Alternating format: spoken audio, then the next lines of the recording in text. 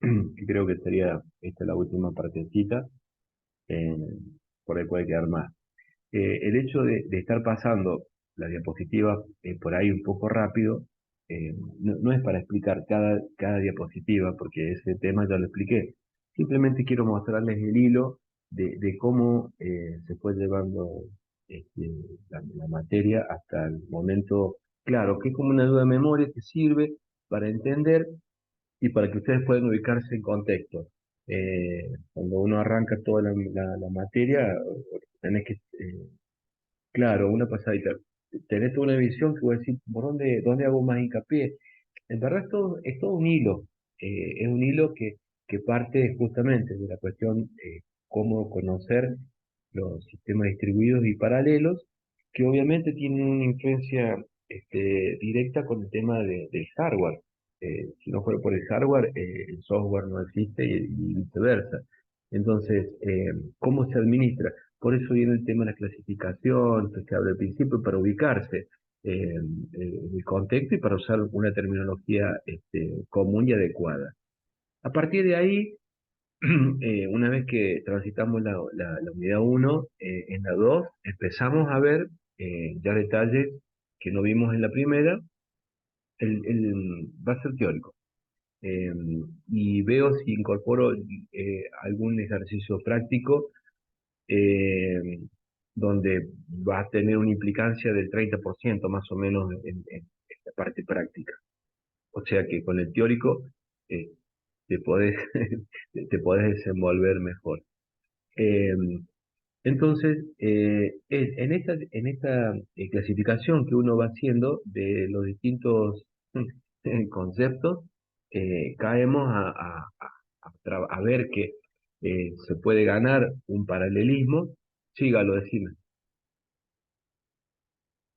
Mientras escribí, voy comentando. Ganar paralelismo, el paralelismo simulado, que por eso se introduce el concepto de lo que son los hilos. Este, y bueno, sí, sí, eso les hago de evolución seguramente mañana o más tarde al pasado. Sí, sí, en eso tenés razón. Así que bueno, en esta búsqueda del paralelismo y entender, digamos, cómo trabaja, por eso hacía hincapié en el padre con los hijos, y cómo el padre tiene una lista de los hijos, que sería el caso especial, y bueno, pero también cada hijo puede tener varios que se salen a partir de él. Eh, Empezamos a ver cómo se aprovecha eso en las distintas arquitecturas que hay vigentes. Entonces, vemos el dato como se ve en la imagen, vemos la parte de paralelismo, la tarea de paralelismo, sobre los datos y sobre las tareas, cómo se lleva a cabo. Entonces, digamos, el paralelismo se trata de focalizar no solamente en una sola acción con datos y tareas, sino que todo, o sea, tratar de aprovechar absolutamente todo. Eh, sí, también puede tener sus propios hijos. Depende de cada situación, pero sí, puede tener hijos. Entonces, empezamos a hablar de los modelos multihilos y dentro de los modelos multihilos, perdón, están lo que vemos many to one, one to one, many to many, y bueno, en la descripción, que si bien termina siendo teórico, al momento que de presentárseles un caso parecido, se van a acordar del modelo teórico y sobre qué modelo teórico ya hay trabajos hechos, entonces uno puede, ante eh, desafío de tener que realizar un determinado solución o planteo, ya hay cosas, pero necesitan ser conocidas por su nombre. Por eso es importante conocer la teoría en este aspecto. Acá explica justamente cómo se lleva a cabo, qué se interpreta con esto de la distribución de este tipo de hilos, sobre la otra característica y sobre la tercera. Eh, Cómo se pueden multiplexar los distintos hilos que vimos recién, Y obviamente cuando hablamos hilos, que se pueden multiplexar, que pueden ser distintas categorías, siempre tener presente que los datos tienen que ser con información, si depende de qué arquitectura, vamos con inclusión mutua tenemos todas las soluciones que vimos, y si están distribuidos en clúster, vamos por mensajes, o sea, por más que tengamos esto, tenemos que tener en cuenta lo otro, que no es algo aislado, sino que forma parte de un todo. Eh, Acá un ejemplo puntualmente de hilo, para que se pueda, un hilo en Windows. Un ejemplo que básicamente sirve más que mirar el código, entender, digamos, de qué manera eh, tiene esto que estoy comentando, de qué manera se vinculan, y básicamente lo que tiene es el padre y el hijo. No importa lo que haga, pero tenemos el padre y el hijo, o sea, cómo se relacionan y cómo se van creando cada uno de ellos. Porque después no da ni alcanza la materia por el corto tiempo para trabajar en aplicaciones sin tener la posibilidad de tener un laboratorio donde trabajemos con aplicaciones, pero no apuntado desde el punto de vista del desarrollo, sino justamente a través de lo que vemos, de ver el sistema operativo, cómo lo implementamos y hacer una aplicación sobre eso. Eso sería lo que nos quedaría pendiente. Seguimos con este concepto de hilos, donde vamos explicando, digamos, acá donde aparece el tema del fork que le comentaba, que se crean a partir de un padre y distintos hijos.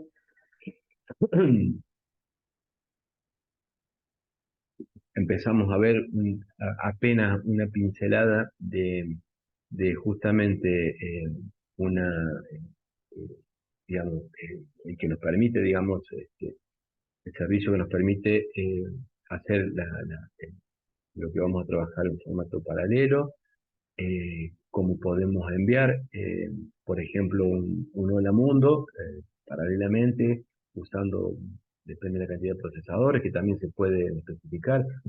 Si tenemos X cantidad y los conocemos, enviar cada tarea y cómo repercute, cómo trabaja, qué acciones podemos hacer. Y acá básicamente pequeño ejemplo de si se ejecuta en forma paralela, la sumatoria de dos componentes de un arreglo en otro arreglo, por ejemplo, ¿no? Y puntualmente lo que vemos en este caso usando OpenMP. Volvemos a tocar el tema de sistema distribuido, hablando de cliente-servidor, cómo se da el paralelismo, cómo se da, cuál es la concurrencia. eh, bueno, que la productividad o el throughput puede ser medible. Podemos saber el speed up de un sistema paralelo, así como podemos ver la performance del sistema, podemos ver el speed up de saber si tengo tanto procesador, tengo este proceso, quiero saber, tengo que tener la capacidad de poder medirlo, tener una referencia para decir que lo que estoy haciendo con esto mejoré, digamos, X cantidad de tiempo, básicamente. Acá hablamos de la ley de Amdahl, donde muestra, digamos, cuál es la fórmula. eh, Hay otros conceptos, digamos, más profundos que permitirían determinar esto solamente enuncié en este caso, eh, digamos, como contenido mínimo, digamos, el anuncio de cómo podemos sacar el speed up usando esta función.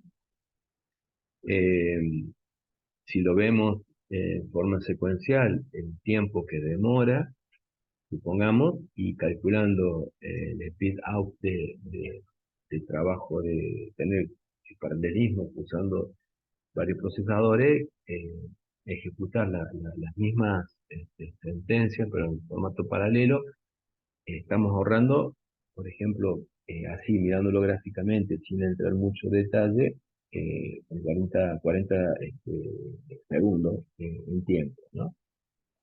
Eh, Acá otra imagen que demuestra justamente la mejora de performance cuando se utiliza en la misma unidad de tiempo distintos procesadores y haciendo distintas tareas y bueno, y después lo que involucra la sincronización en el caso de que haya resultados que dependen unos de otros. Eh, Volvemos a retomar el tema de la concurrencia, paralelismo, eh, y donde, ¿por qué lo retomamos? Porque hablamos del balanceo de carga, o sea, de cómo empezar o darnos cuenta o ver, tener la visión de distribuir en distintos, después de tener ese speed out, uno dice, bueno, gano 40 segundos, pero puedo mejorar esto y en lugar de mandarlo al procesador uno que termina, mirando esta imagen de gráfica que mostré recién, puedo hacer esta redistribución en forma estática, si conozco, digamos, tengo ciertos parámetros de conocimiento, o en forma dinámica, como lo estamos viendo, entonces hace hincapié en lo estático, en lo dinámico, y obviamente empezamos con las fases para la descomposición de tareas y de asignar las tareas a los procesos. Es decir, que primero dijimos que se pueden distribuir, hablamos de hilos, después de la ventaja que tiene, cómo medimos la ventaja y no, pero no hablamos nunca cómo dividir las tareas. Bueno, empezamos en esta parte de cómo se dividen las tareas. Este, Básicamente, bueno, acá está hablando de un grafo, que ya lo vamos a ver más adelante, las fases, digamos, de la descomposición y cómo se van asignando a partir de la primera tarea, del doble clic del programa que es en ejecución, se dividen en distintas tareas y cómo los podemos agrupar para que como una única unidad de tiempo para que produzca el resultado o termine o finalice en el menor tiempo posible usando el CPU. Dos distribuciones que vimos cómo se dividen, el tiempo que tardan, entonces teniendo en cuenta el grafo, y teniendo en cuenta esta matriz, nos va a permitir ver a simple vista, digamos, que el speed out va a dar mejor para un caso que para otro. Creo que hicimos dos casos. Sí, este es el segundo caso, y cómo distribuyéndolo de distintas formas, en lugar de terminar como acá en 13, en tiempo de unidad 13, termina en un tiempo de unidad 17 usando los mismos procesadores, las mismas tareas, los mismos tiempos, pero digamos agrupándolos de distintas formas. Entonces, esto pues es medible eh, y bueno, el nivel de perfeccionamiento que uno pretende es que si hemos elegido no el camino correcto, por ejemplo, en este caso de la imagen que estamos viendo, con distintos entrenamientos o pruebas que podamos hacer, llegar a la unidad de tiempo 13, teniendo en cuenta los parámetros que son necesarios para que las tareas puedan ejecutarse eh, y teniendo en cuenta la dependencia. Eh, Como hay una cierta, un cierto protocolo de cómo seguir los pasos, es lo que se puede llegar a hacer. Y bueno, habla de las estrategias que se pueden utilizar, los pasos que se llevan a cabo, tanto en la dinámica como en la estática, pensando en eso del balanceo de carga, eh, hablando de la arquitectura donde se emplea, las ventajas sobre la secuencial, donde habla de los sistemas distribuidos, los heterogéneos, el tiempo compartido, eh, pero básicamente lo que tenemos en cuenta es que tenemos una arquitectura que es única, digamos, para cada caso, y el tema es saber de las distintas opciones que tienen las arquitecturas, cuál sería la conveniente aplicar, y si no es la correcta, sabemos que podemos medirla. ¿Cómo la medimos? Tenemos el grafo, tenemos la matriz, se puede mejorar haciendo el agrupamiento distinto, y uno puede llegar a mirar en ese balanceo de carga que lo puede redistribuir, ver que dependiendo, digamos, ahí aparecen los conceptos de la granularidad, este, fina o gruesa. Son conceptos que se pueden ahora asociar porque visiblemente podemos ver el comportamiento de los procesos. Em, la identificación, bueno, identificación, cómo se descompone, elección del modelo de algoritmo paralelo, elección de la comunicación, forman parte de lo que involucra el, digamos, cómo mejorar o hacer un sistema paralelo. Se habló de las condiciones de Bernstein, donde hablaba el tema de la función de dependencia, y tomamos un ejemplo donde vimos las condiciones para que poder identificar el paralelismo. Son 4 condiciones este, que habla sobre las entradas. Una vez que se cumpla, podemos ver que puede haber un paralelismo, y si no se cumple, vemos que no. Y acá hay ejemplos que no. Bueno, siguen los ejemplos de cómo, y bueno, el resumen de las condiciones de Bernstein.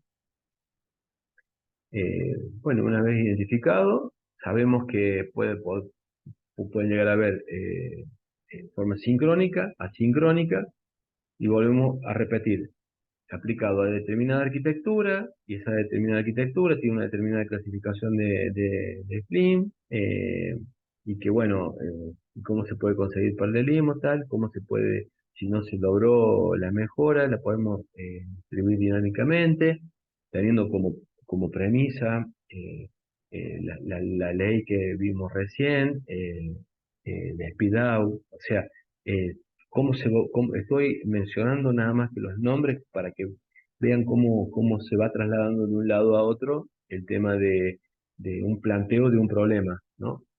Yo soy supongamos, soy el dueño de una empresa de vuelo, ¿no?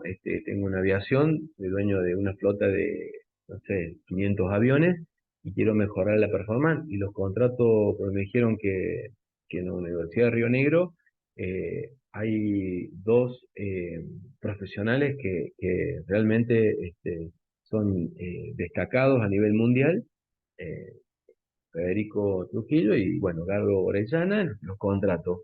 Firmamos convenio, contrato, ¿no? En pesos, porque no le puedo pagar en dólares, porque no puedo sacar dinero, ahí ya me estoy aprovechando.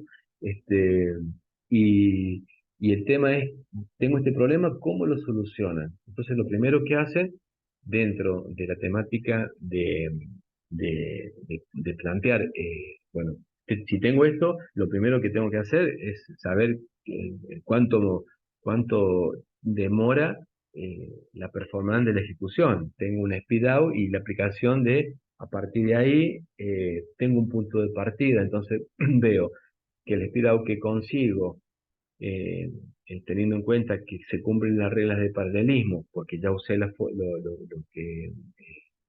que decía Bernstein recién. Entonces, con eso ya me aseguro que está, y si detecto algún inconveniente, sé que ahí está el problema a solucionar. Es decir, yo puedo ir hilvanando para proponer una solución de un sistema que ni siquiera conozco, y capaz que ni me enfrente al desarrollo propio, pero sí lo puedo llegar a analizar en forma macro y en forma detallada, adentrándome dentro del sistema, y donde tengo un parámetro para poder resolverlo. Es decir, que puedo informar después, mediante un análisis previo, cuál es la mejora que debería hacerse, ¿no? Entonces uno dice, sugiero reagrupar los procesos que son los que lentecen de esta manera, porque de la forma que lo están llevando actualmente, arroja que se completen estas unidades del tiempo, y de la forma que se propone es esto.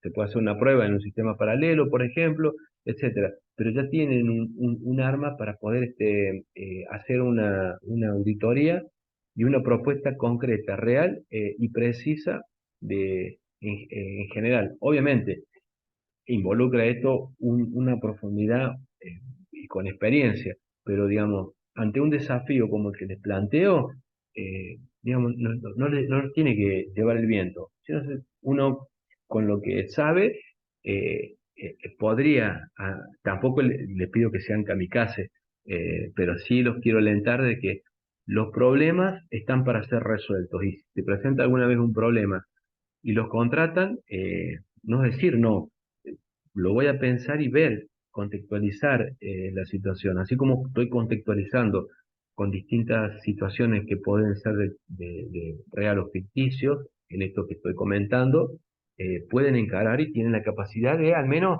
empezar a gatear sobre una solución, que probablemente antes ni siquiera gateaban, estaban en la cuna. Bueno, ahora pueden gatear y en algún caso caminar y hablar, digamos, de igual a igual con una propuesta sin caer en lo kamikaze. Ahí terminamos la unidad 2, que la voy a cerrar, y ahora voy a pasar a compartir la última que hemos visto,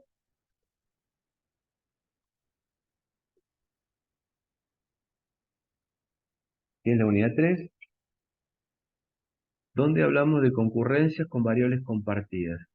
Acá puntualmente, digamos, lo que le expliqué hace rato, lo que estuve hablando recién es una generalidad donde ahora vamos a algo más particular. Esto particular es que en una situación de uno de los puntos que hablamos, que teníamos un proceso, teníamos varios CPU compartiendo memoria. Si comparten memoria, tenemos una zona de región crítica. Región crítica tenemos que darle una exclusión mutua. Entonces partimos de este ejemplo del puente, que ustedes hicieron varios, que nos sirvió para distendernos, digamos, arrancar una mañana con distintas situaciones. eh, la concurrencia que se da a través de, digamos, soluciones de barrera, donde todos paran y cuando se completa pueden avanzar. eh, Cómo se da la situación de las distintas, bueno, los puntos que se dieron, los que vamos a repasar ahora, siempre pensando en el tema de dar una solución a la exclusión mutua.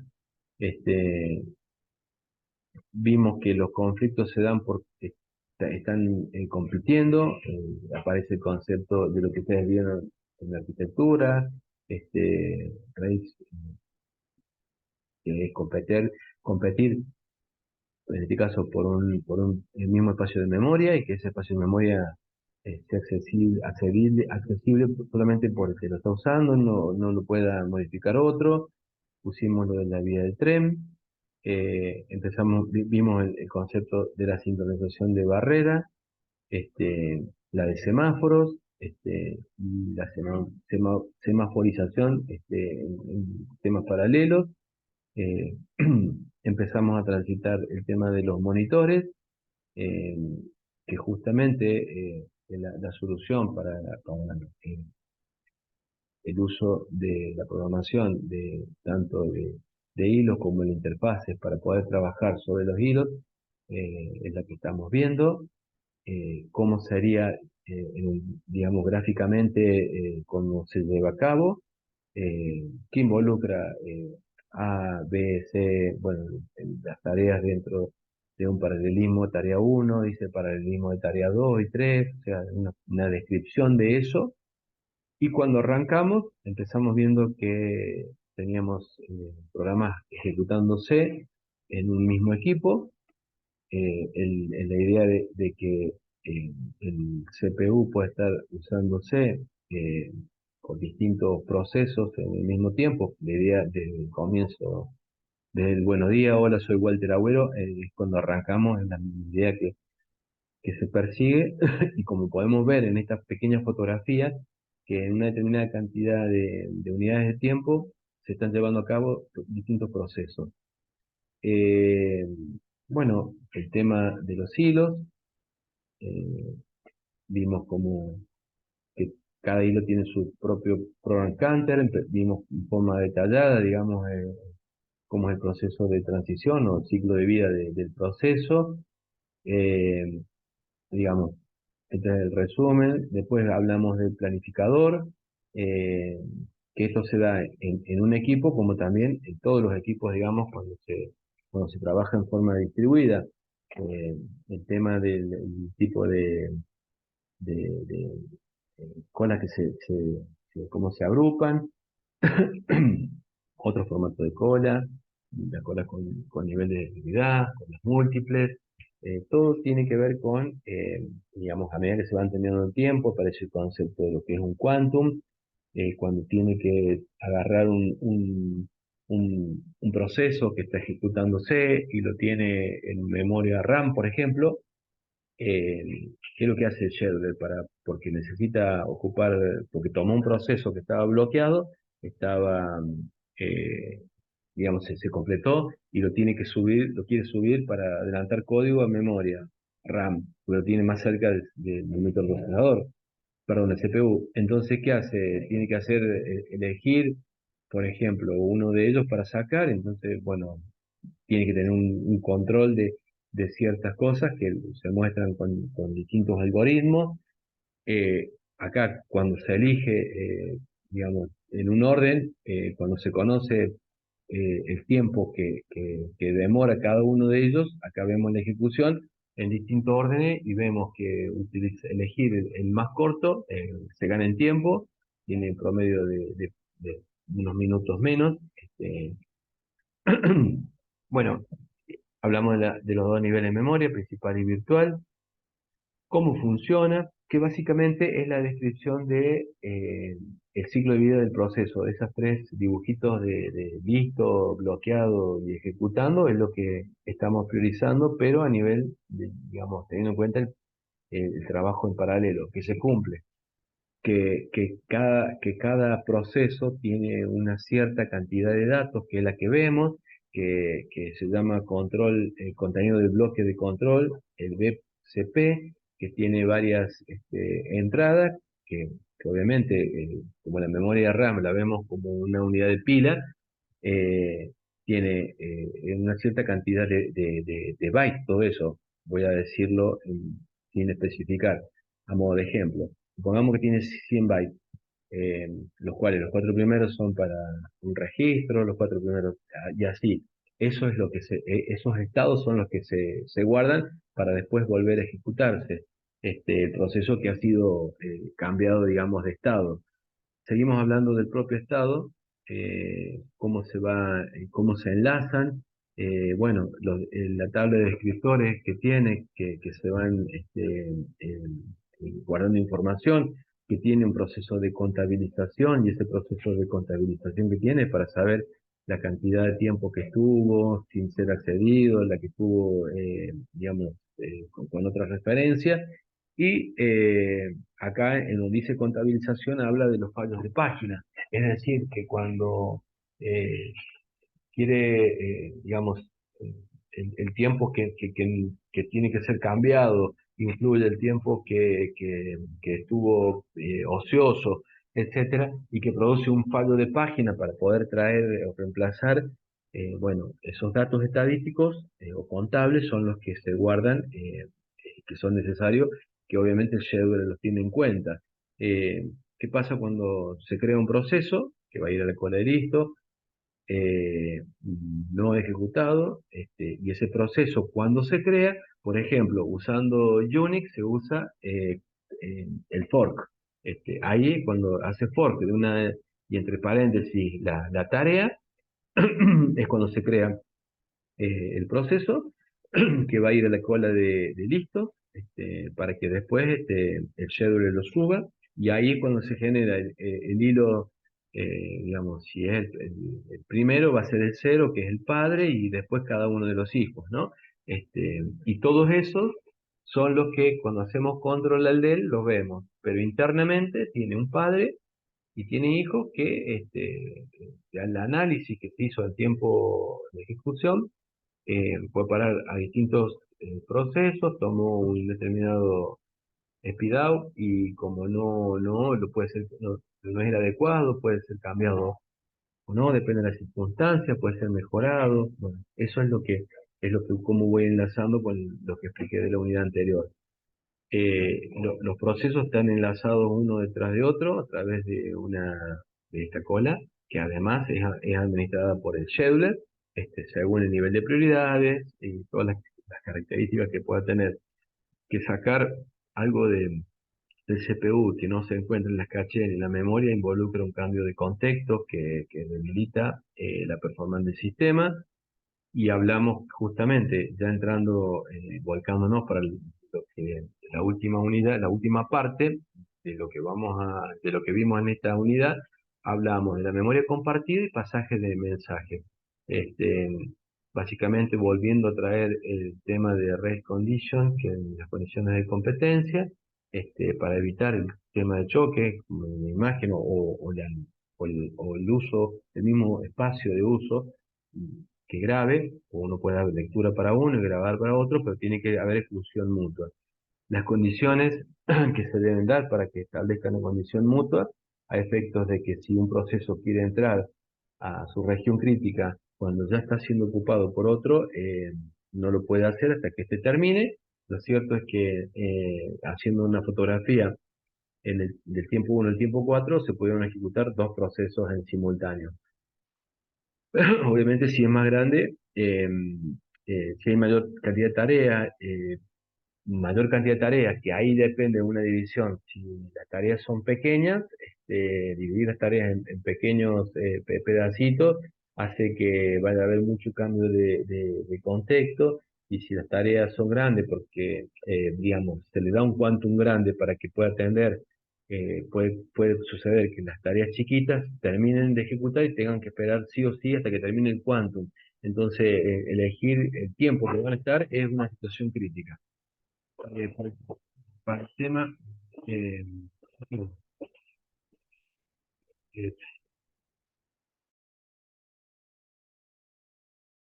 para el tema de la exclusión mutua, teníamos distintas modalidades para resolver: desactivación de interrupción, eh, hablamos de la esfera ocupada, bueno, cerradura, la alternancia estricta, el ejemplo de alternancia estricta, a la aparición de semáforo con distras, el pseudo, en este pseudo lenguaje donde aplicábamos los primitivos de white signal, etcétera, son los que estaban presentes.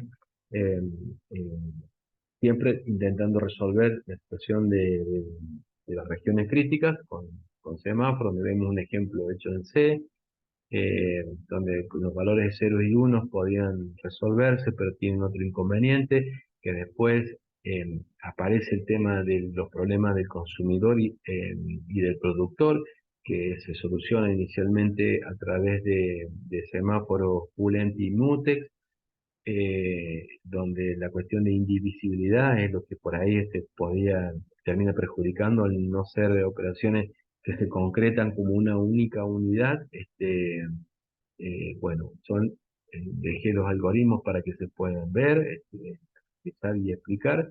Acá hay un repaso de cómo se soluciona las regiones críticas, y hacemos un pequeño repaso de los puntos que vimos: el contador del semáforo, el contador de eventos, donde aplicaba, por ejemplo, si hay 10 recursos, podríamos poner contador en 10 y por cada vez que se va consumiendo lo vamos decrementando, donde habla de ventaja y desventaja, donde aparece el término de dead loop, saber qué es un dead loop y explicarlo. O volvíamos con el tema de la aparición de la creación de los monitores, hablaba de ventajas y desventajas, qué solucionan los monitores, digamos, dentro de la gama, y cómo fue progresando, una de las últimas soluciones que se propone, porque después algunos trabajos tienen que ver con esto. Me queda menos de un minuto. Corto ahora e informe inmediata, me reconecto. Así terminamos el repaso.